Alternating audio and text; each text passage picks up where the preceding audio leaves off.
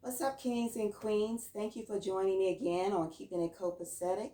It's time to take some time to kick back, relax. I've got my candle here to set the mood. Yes, I'm working with a little white wine today.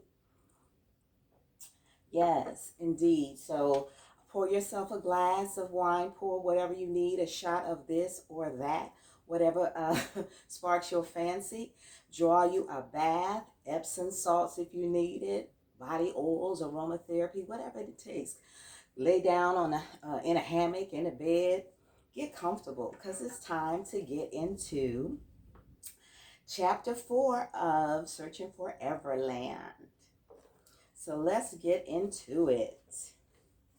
Chapter 4. All righty. So a short little recap of chapter 3.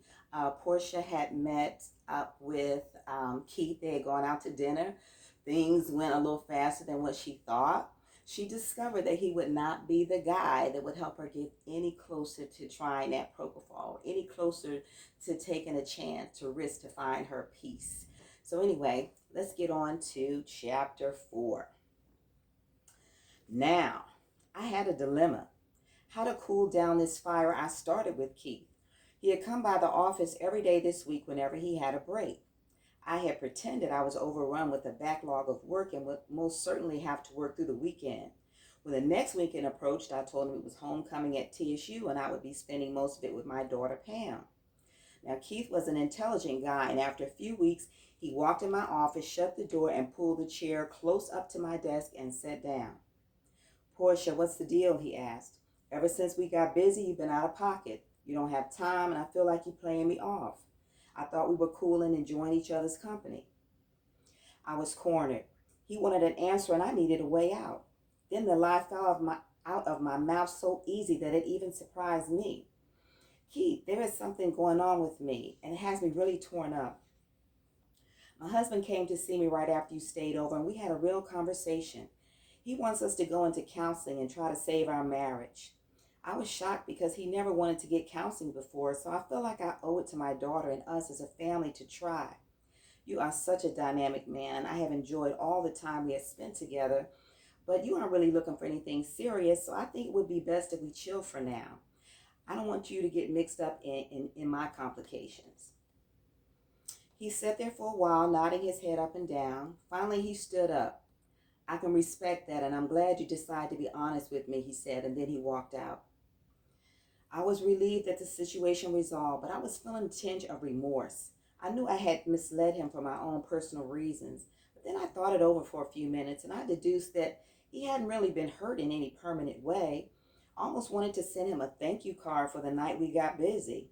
It was refreshing to be up against a hard young man again. I thought those feelings were behind me.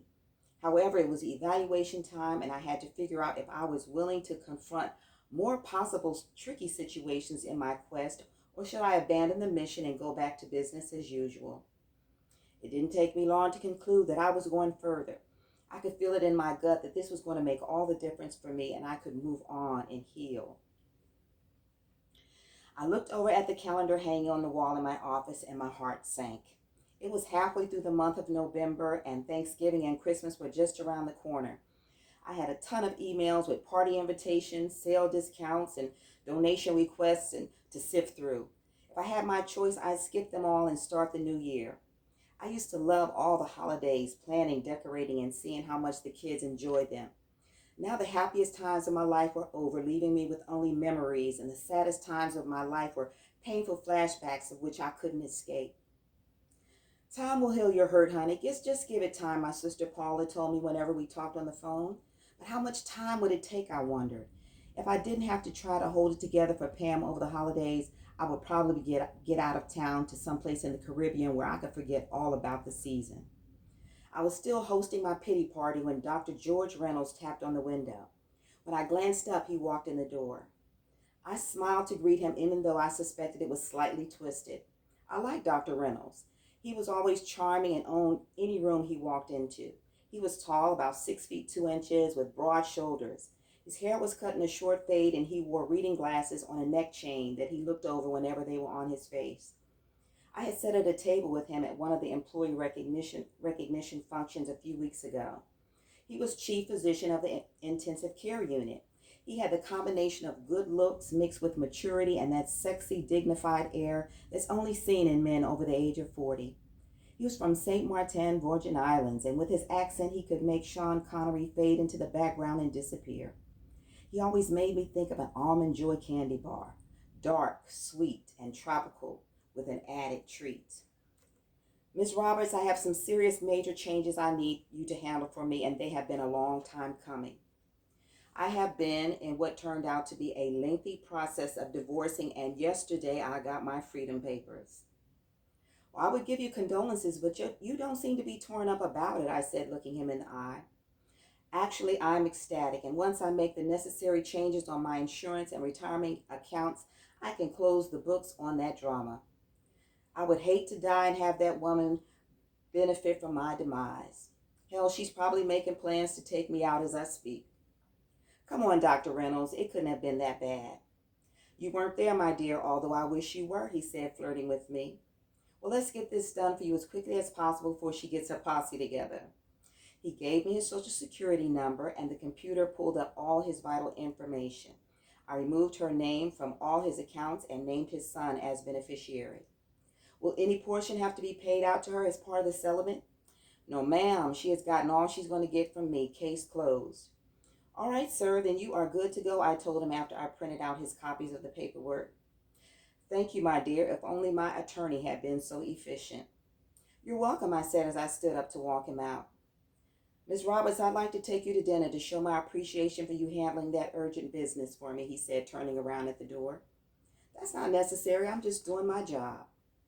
I understand that, but I just got divorced and I want to take a beautiful woman out to dinner. Is that a problem? No, it's not. I'd love to have dinner with you, I said, inhaling his scent of polo blue. It was the familiar scent my husband used to wear. Perfect. I'll pick you up around 7:30. Don't you need my address, I asked. I already have it, he said, and walked down the hallway without looking back. Was this just a friendly dinner, or was Dr. Reynolds interested? I asked myself, wondering how he knew my address. He was a doctor, and he had access to what he wanted, but he was older and not so easy to manipulate. I decided not to read anything into the invitation, relax, and have a nice dinner. If nothing else, it would probably help my mood. That evening, I looked in my closet for something more conservative to wear than sexy. I chose my short-sleeved black sheath dress and pinned my hair up in a French roll. I definitely didn't want to give the wrong impression and move things too quickly again. The doorbell rang at 7:30 on the dot. Dr. Reynolds was punctual, and I liked that in a man. It showed consideration. I hurried down the steps and opened the door. You look beautiful, he said. I couldn't help but smile. Thank you, doctor. You look quite dapper yourself, I replied as I took notice of his charcoal black suit and purple paisley tie. I neglected to ask you to call me George, he said as he stepped inside the foyer. Welcome to my home, George, and you're welcome to call me Portia. Give me a second while I grab my coat. I took the liberty of making reservations at Stony River. Is that fine with you, or would you like to go someplace else, he asked. That sounds fine, I said as I handed him my coat to help me. He was old school, and they appreciate a woman who lets them be the man. Your perfume smells divine, he said as he adjusted the coat on my shoulders. I wore it especially for you, I said, smiling again. He opened the door and we stepped out into the crisp air, and he put his arm around me to shield me from the brisk wind, and we moved quickly to the curb to get inside his car. He opened the passenger side of his black Mercedes CLS 550, and I slid onto the butter-soft leather. George lifted the bottom of my coat that hung below the door into the car before he shut the door. Who said chivalry is dead? I mused, looking around at all the bells and whistles across the dashboard while he walked around to get in on the driver's side. Your car is gorgeous. I like nice things, he said, making eye contact. Don't we all? I said as I drank in the luxury. The hostess at Stony River led us to a private booth in the low-light area of the restaurant, and George helped me take off my coat before we sat down. When the waiter came to greet us, George ordered a bottle of red wine. I'm glad you came out with me tonight, he said. I didn't want to celebrate all by myself. Well, I couldn't in good conscience let you come out and drink that bottle of wine alone. The waiter returned in a flash and poured a small amount into George's glass. He swirled it, sniffed it, and he took a sip. Then he nodded his approval. Are you ready to order? The waiter asked as he poured the wine. We'll have 2 filet mignon topped with jumbo crab, George said. Very good, sir, the waiter responded as he took away the menus. Let's toast to new endings and happy beginnings, he said with his glass raised. George, you are too much, I said before I touched his glass with mine and sipped some. I want to be, he said with a chuckle. I can't deny I'm feeling good. I just lost 250 pounds. You're so wrong for that one. I've got to come to a sister's defense. What if I told you she wasn't a sister, he said. Are you telling me that you were a deserter? Yes, I was, and it was a mistake from the beginning and a long story, I might add. How about you make a long story short, I asked, curious to know why so many professional brothers went there. Okay, he said, putting down the glass. We met in college at the University of Pittsburgh. She was cute, intelligent, and I was looking to add a serious player to my team. She was a graduate student in a research lab where I was doing a fellowship. There was some jungle fever going on, and we started dating. Long story short, she got pregnant during my residency. I married her. She quit school, had the baby, and spent the next 15 years gaining 100 pounds. The good thing is that her family insisted that we have a prenuptial agreement so that if we separated, we would leave with whatever we brought to the marriage. Are you saying you were never in love? I asked him. Probably not. Things started going off wrong and I couldn't make it right. Now, what's your story? He asked as the waiter brought the food to the table. My turn. Okay, that's fair, I said. We met in college, married for love, raised 2 children who are now on their own, but things happened. We grew apart and we couldn't bring it back together. We've been separated for almost 3 years and we haven't spoken for 2 of them, but I haven't taken the next step to divorce. Are you afraid of letting go and moving on or getting into a relationship with someone new? I don't think so. I just needed some time to clear my head and be by myself for a while. To tell the truth, Portia, I liked being married. I'm a family man. It's just that we weren't compatible. Well, you sound like you're ready to sign up for Match.com or Black People Meet already. I am, but I don't think I need their services just yet. I plan to go out again with you if you're interested. I think you should say what's on your mind and don't hold back, I said with a laugh to lighten the mood a bit. I'm serious, Miss Roberts. I'm a busy man and I don't have time to waste. I'm used to having a woman in my life and I think you're very special. We've gotten real personal this evening. You're not going to go back to calling me Miss Roberts again, are you? I'll call you whatever you want as long as I can keep calling you, he said, lifting his glass up for another toast.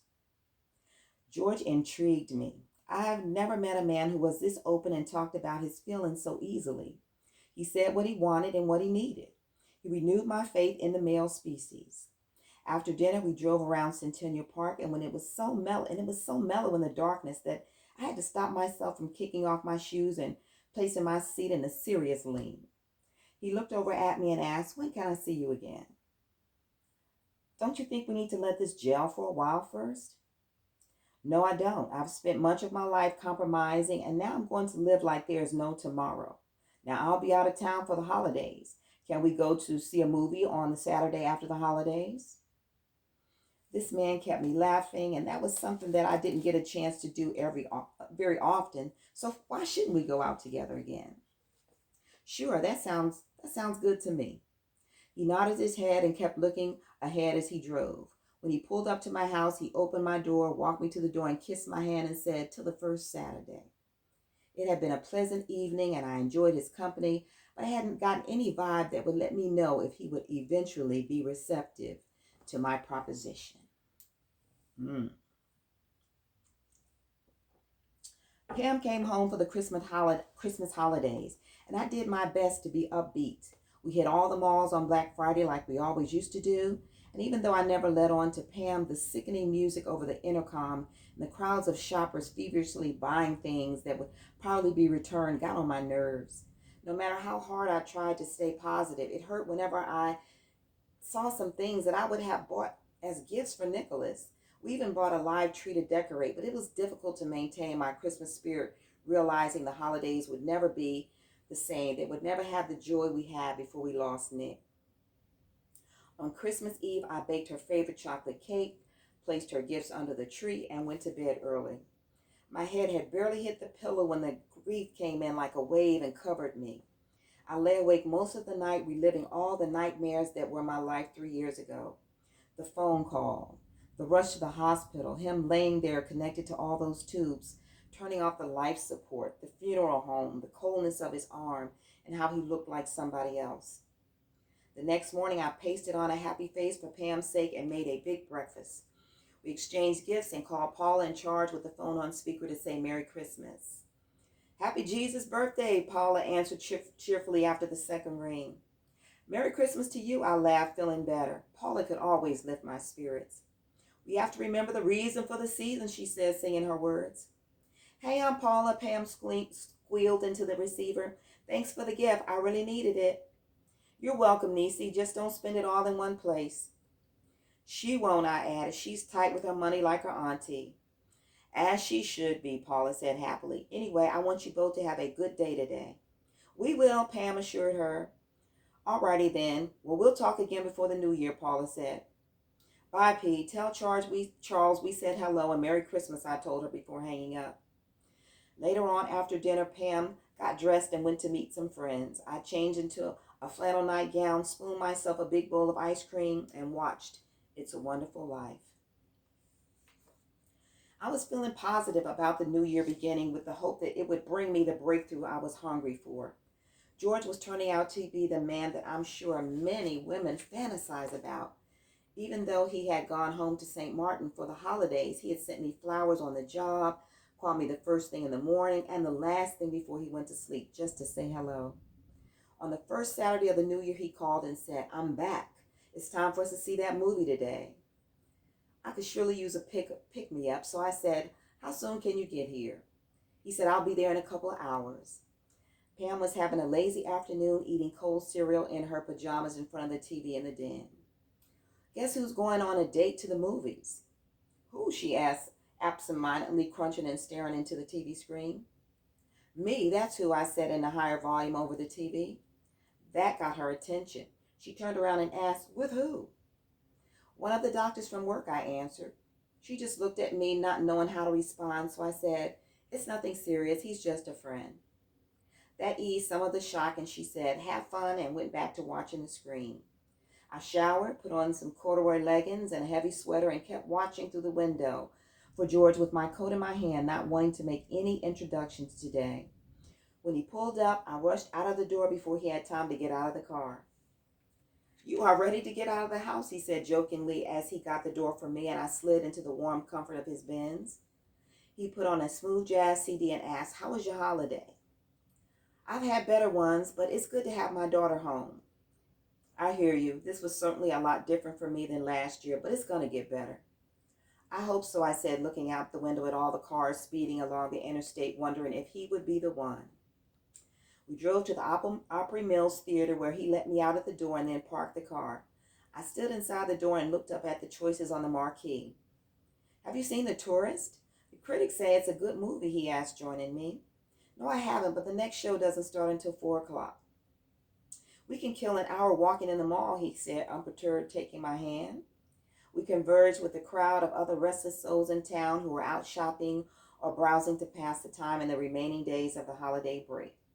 Huge markdown and sale signs hung in most of the stores to attract buyers, but we were content to window shop.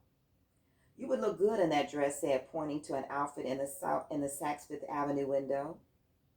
It's pretty, but I don't know. It looks a little dramatic for me. What's wrong with that? Don't hold yourself back. You're a beautiful lady. That was a boost for my self-confidence. Thank you, I said, forcing a smile. You're kidding. You must be really having the blues. I'm going to have to fix that, he said, patting me on the back. I'm fine. The holidays just take a lot out of me. More than just money, he chuckled. A lot more, I answered softly. Cheer up, pretty lady. You made it through and they're behind us for now. He checked his watch and we turned back towards the theater. At the concession stand, he bought popcorn, Cokes, goobers, and a hot dog. I smiled at the large order and he said, I don't want you to get hungry. George was always thoughtful and considerate. He even volunteered to go out for that drink and popcorn refills, but I was looking for something extremely specific in a man right now, and it was non-negotiable. Wow. And that is chapter 4, Kings and Queens. I will see you next time as we move on to chapter 5.